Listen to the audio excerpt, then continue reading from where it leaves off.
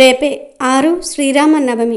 గుర్తుపెట్టుకొని ఈ 2 వస్తువులు ఇంటికి తెచ్చుకుంటే చాలు, కోట్లు దూసుకు వస్తాయి. కూర్చుని తిన్నా తరగని ఆస్తి వస్తుంది. కనుక ఈ రోజున ఈ 2 వస్తువులను మీ ఇంటికి తెచ్చుకోండి. అలా తెచ్చుకుంటే కోట్లు దూసుకు వస్తాయి. మీ సంపాదన పెరుగుతుంది. లక్ష్మీదేవి మీ ఇంట్లో తిష్ట వేసుకొని కూర్చుంటుంది. మీకు కావలసినంత ఐశ్వర్యాన్ని కూడా ఇస్తుంది. ఎవరైతే గుర్తుపెట్టుకొని ఈ 2 వస్తువులను ఇంటికి తెచ్చుకుంటారో అలాంటి వాళ్ళ యొక్క సుడి తిరిగిపోతుంది. వారికంతా కూడా మంచి జరుగుతుంది. చాలా అద్భుతమైన ఫలితాలు కూడా కలుగుతాయి. కాబట్టి ఈ వస్తువులను మీ ఇంటికి తెచ్చుకోండి.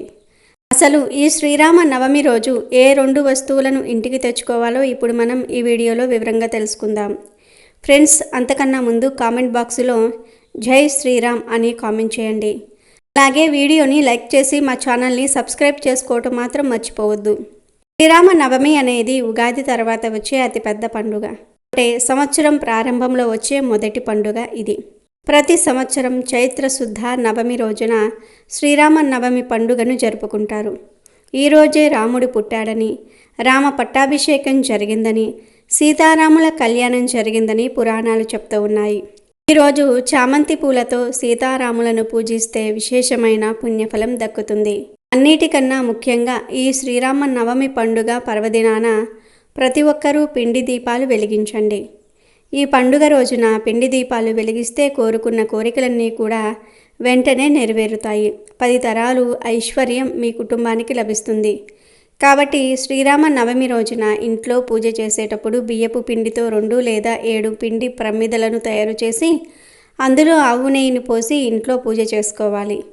పిండి దీపాలకు కూడా చాలా శక్తి ఉంటుంది. అందులోనూ శ్రీరామ నవమి రోజున పిండి దీపాలు వెలిగిస్తే ఊహించలేనంత అదృష్టం కలుగుతుంది. మీ మనసులోని కోరికలన్నీ కూడా నెరవేరిపోతాయి.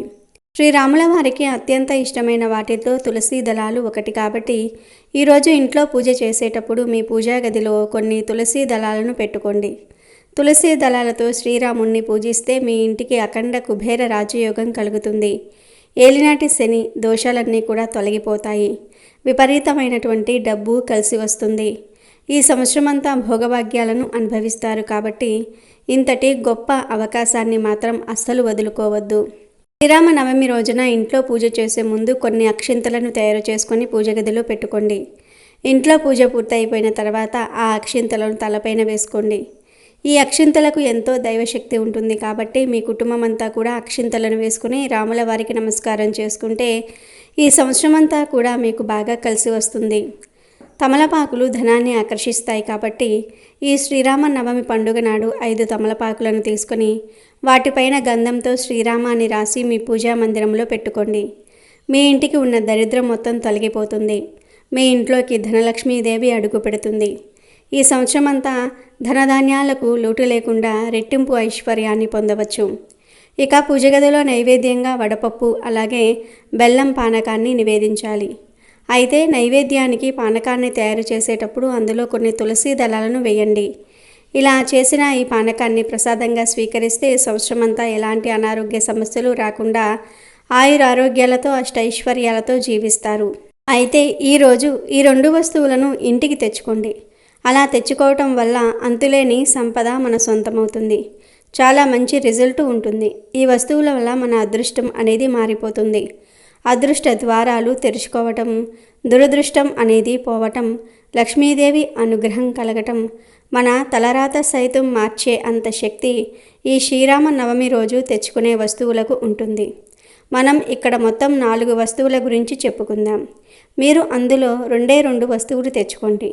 అంటే మీకు నచ్చిన వస్తువులు, మీకు ఇష్టమైన వస్తువులు, మీకు అవసరమైన వస్తువులు, అందరికీ అందుబాటులో ఉండే వస్తువులు 2 తెచ్చుకోండి చాలు. ఈ వస్తువులు చాలా మంగళకరమైనవి. శుభాలను సూచిస్తాయి, అశుభాలను దూరం చేస్తాయి. ఈ వస్తువుల వల్ల మానవుడి యొక్క జీవితమే మారిపోతుంది. కాబట్టి ఈ వస్తువులను ఇంటికి తెచ్చుకోండి. నార్మల్గా శ్రీరామ నవమి అంటే పరమ పవిత్రమైనది.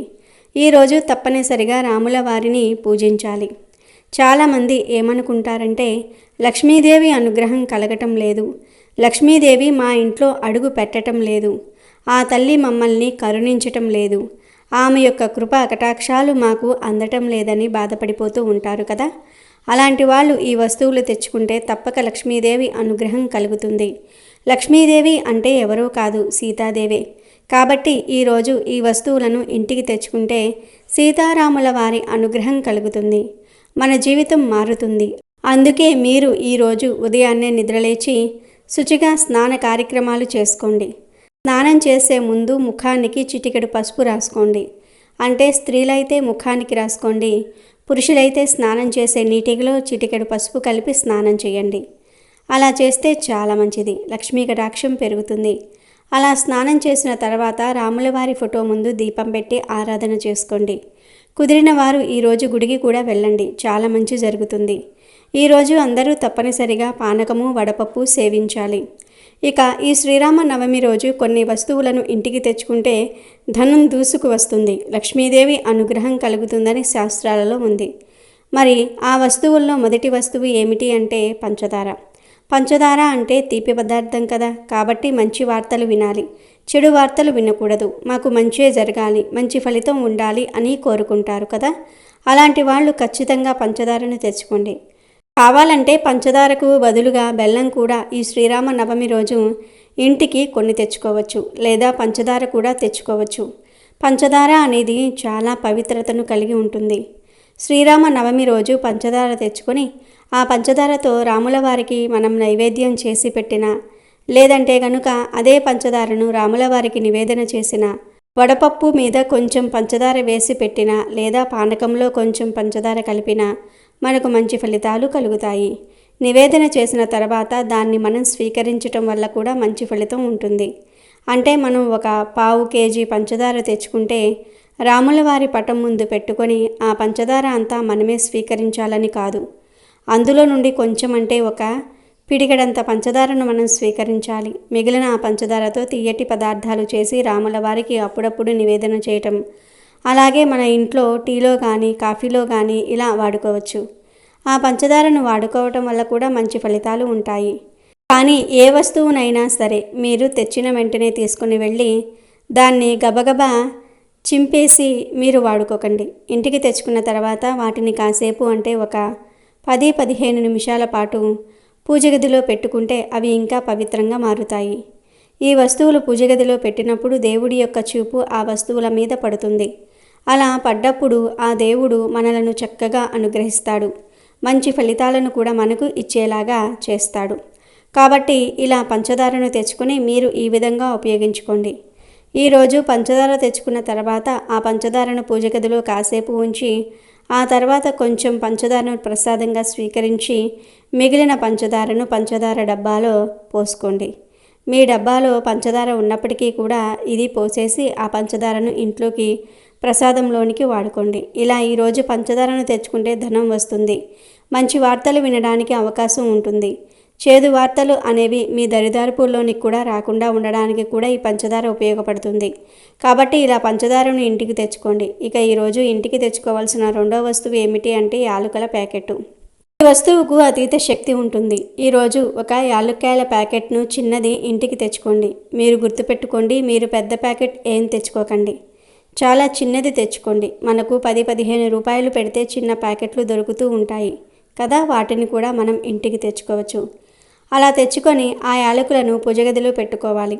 అంటే ఇంటికి తేగానే వాటిని విప్పేసి మనం వాడుకోకూడదు. తెచ్చుకుంటాం కదా, తెచ్చుకున్న తర్వాత వాటిని కాసేపు పూజగదిలో పెట్టాలి. అలా పెడితే ఏమవుతుందంటే అది దేవుడికి నివేదన అవుతుంది. అలానే కాకుండా యాలకుల ద్వారా మనకు మంచి ఫలితం కూడా ఉంటుంది. యాలక్కాయలు అంటే దేవతలకు ఇష్టం కాబట్టి ఇలా తెచ్చుకున్న తర్వాత పూజగదిలో పెట్టుకున్న ఆ యాలక్కాయల ప్యాకెట్లో నుంచి 5 యాలక్కాయలు తీసేసి రాముడి పటం ముందు పెట్టి పూజించి ఆ తర్వాత ఆ యాలక్కాయలను ధనం దాచే చోట దాచుకోవటం కానీ, లేదంటే దీపం పెడితే అందులో ఈ యాలక్కాయలను వేయటం కానీ, లేదా తినే ఆహారంలో కలుపుకోవటం కానీ చేయాలి. అలా చేస్తే అదృష్టం మనల్ని వరించటం, అలాగే మన తలరాత మారిపోవటము, ధనం విపరీతంగా రావటము ఇలాంటివి జరుగుతాయి. అందుకే ఈరోజు యాలక్కాయలు ఖచ్చితంగా ఇంటికి తెచ్చుకోండి. తెచ్చేసుకొని పూజగదిలో పెట్టి పూజించుకొని ఆ తర్వాత మీరు వాటిని పాయసంలో కానీ లేదంటే గనుక తినే ఆహారంలో కానీ ఉపయోగించుకోండి, సరిపోతుంది. కాబట్టి మీరు ఇలా పంచదార కానీ లేదంటే యాలక్కాయలు కానీ లేకపోతే ఇప్పుడు మనం చెప్పుకున్న విధంగా పసుపును కానీ శ్రీరామనవమి రోజు ఇంటికి తెచ్చుకోవచ్చు. పసుపు అంటే రాముడికి చాలా ఇష్టం. పసుపు చాలా మంగళకరమైనది, శుభకరమైనది. శుభాలను సూచిస్తుంది, అశుభాలను దూరం చేస్తుంది. పసుపు లక్ష్మీకారకంగా భావిస్తారు. పసుపును అందరూ దేవుళ్ళు ఇష్టపడుతూ ఉంటారు. అందరూ దేవతలు కూడా ఇష్టపడతారు. కాబట్టి పసుపు ఇంటికి తెచ్చుకుంటే ఇక మన ఇంటికి దేవుళ్ళు వచ్చినట్టే అన్నమాట. పైగా ఈరోజు రామనవమి కనుక ఈరోజు పసుపు ఇంటికి తెచ్చుకుంటే లక్ష్మీదేవి ఆ పసుపుతో పాటు మన ఇంట్లో అడుగు పెడుతుంది, మనకు ఐశ్వర్యం ఇస్తుంది. పసుపు మంగళకరమైన వస్తువు, శుభకరమైన వస్తువు. మా ఇంట్లో శుభకార్యాలు జరగక చాలా ఏళ్ళు అయిపోయింది. ఏ శుభకార్యం చేయటం లేదు, ఏ ఫంక్షన్ జరగటం లేదు. ఎందుకో ఏమో తెలియదు కానీ మా ఇంట్లో ఇలా ఆగిపోయాయి అని బాధపడుతూ ఉంటారు కదా. అలాంటి వాళ్ళు గుర్తుపెట్టుకోండి, ఈ శ్రీరామ నవమి రోజున పసుపు ప్యాకెట్ ఇంటికి తెచ్చుకోండి. పసుపును ఇంటికి తెచ్చుకుంటే చాలా మంచిది. ఈ పసుపును మీరు ఇంటికి తెచ్చుకుంటారు కదా, తెచ్చుకున్న తర్వాత పూజ గదిలో పెట్టుకోండి. చిన్న ప్యాకెట్ మనకు 10 రూపాయలు పెట్టినా వస్తుంది కదా. ఆ పసుపు ప్యాకెట్ను కూడా ఇంటికి తెచ్చుకోవచ్చు. అలా తెచ్చుకున్న తర్వాత ఆ పసుపును మీ పూజా గదిలో పెట్టి పూజించుకోండి. పూజించుకోవడం అంటే పూజ గదిలో పెట్టేసి వదిలివేయండి. 15 నిమిషాల తర్వాత ఆ పసుపును మీరు తీసేసి దాచిపెట్టుకోండి. ఇక తర్వాత ఆ పసుపును పూజ కోసం ఉపయోగించుకోవచ్చు. లేదా మన శరీరానికి పట్టించి స్నానం చేయటం కోసం కానీ, స్నానం చేసే నీటిలో కలుపుకోవటం కోసం, లేదా వంటల్లో వాడుకోవటం కోసం, ఇలా మీ ఇష్టం దేనికైనా సరే వాడుకోవచ్చు. కాళ్లకు రాసుకోవడానికి మాత్రం వాడకూడదు. ఇలా తెచ్చుకున్న పసుపును మీ పసుపు డబ్బాల్లో ఉన్న పసుపులోనే ఆ పసుపు ప్యాకెట్ను కూడా మొత్తం కూడా పోసేయండి. అలా పోస్తే ఇంట్లో ఉన్న పసుపు అంతా కూడా పవిత్రంగా మారుతుంది. ఈ పసుపు మన పూజ గదిలో పెట్టాం కాబట్టి ఇంకా పవిత్రతను కలిగి ఉంటుంది. కనుక పసుపు కూడా ఈ శ్రీరామనవమి రోజు కొని ఇంటికి తెచ్చుకోవచ్చు. అలాగే ఈరోజు జీలకర్రను కొని ఇంటికి తెచ్చుకోవటం వల్ల కూడా చాలా మంచి ఫలితం ఉంటుంది. ధన సమస్యలు పోతాయి. ఎందుకంటే జీలకర్ర అనేది కష్టాలను తొలగించే శక్తిని కలిగి ఉంటుంది.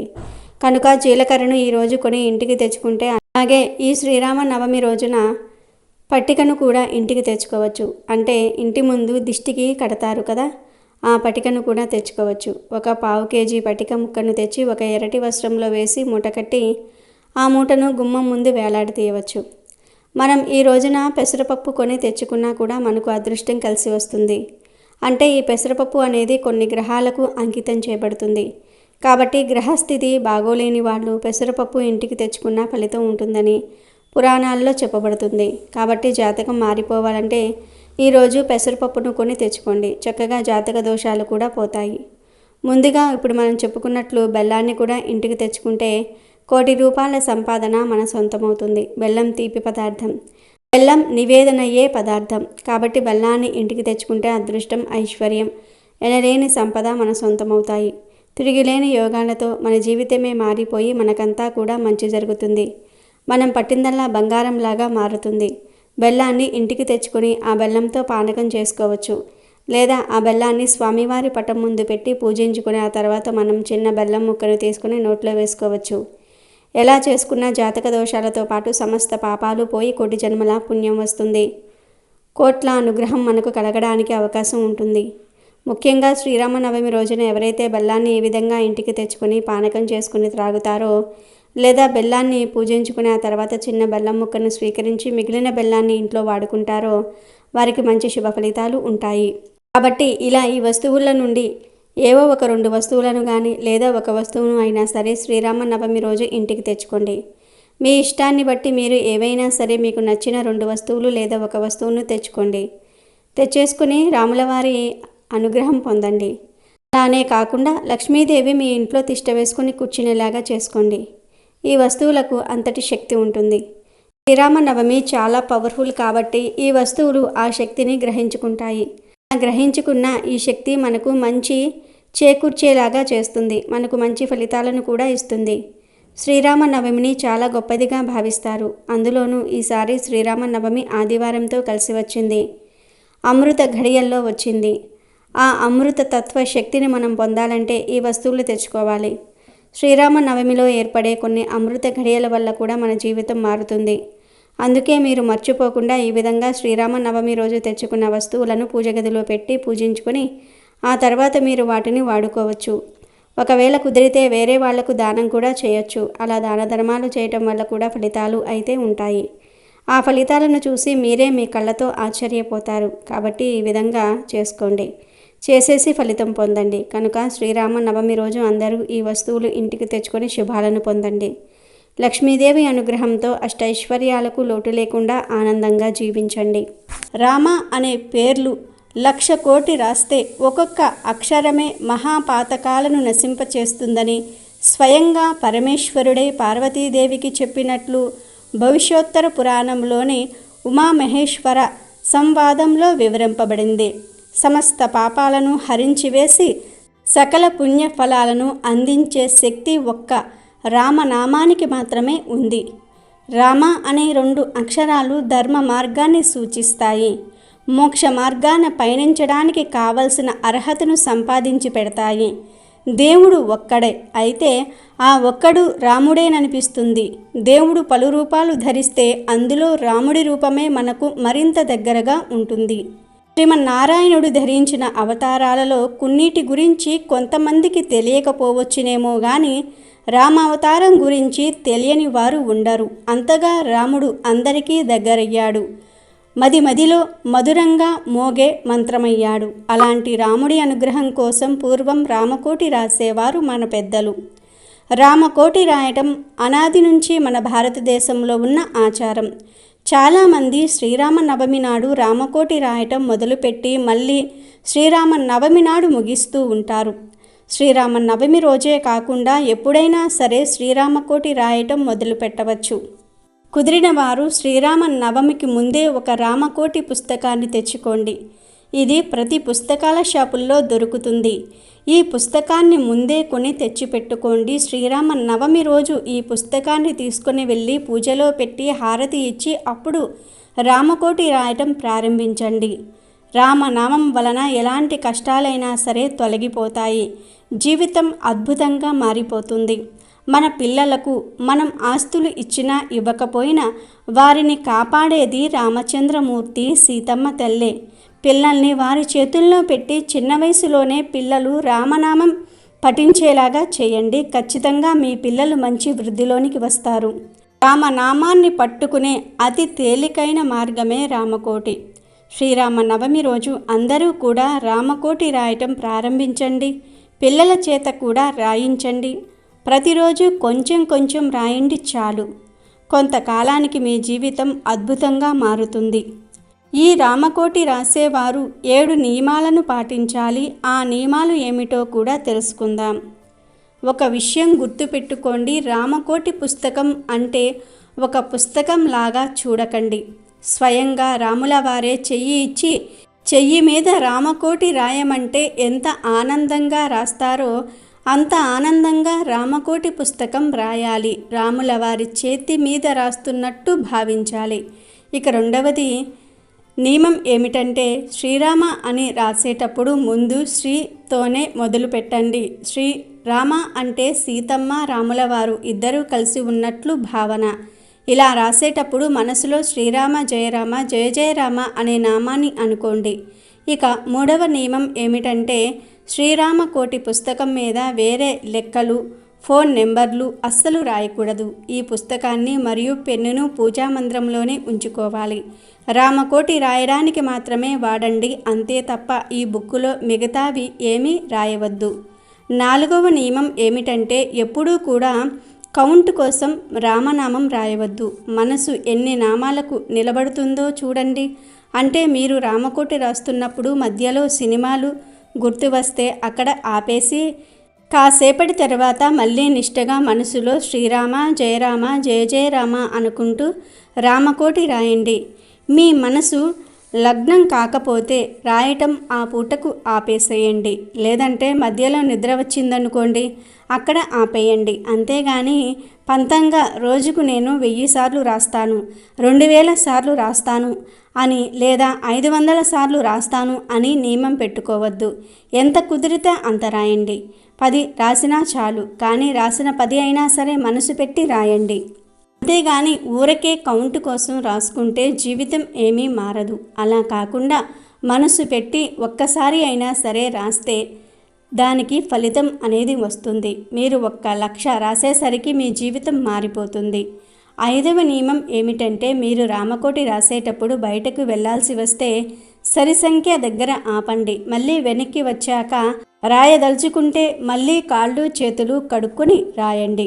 6వ నియమం ఏమిటంటే ఈ రామకోటిని 1,00,000 సార్లు రాశారంటే వ్యక్తిత్వంలో ఎంతో మార్పు వస్తుంది. చెడు అలవాట్లన్నీ కూడా రాముల వారే తీసేస్తారు.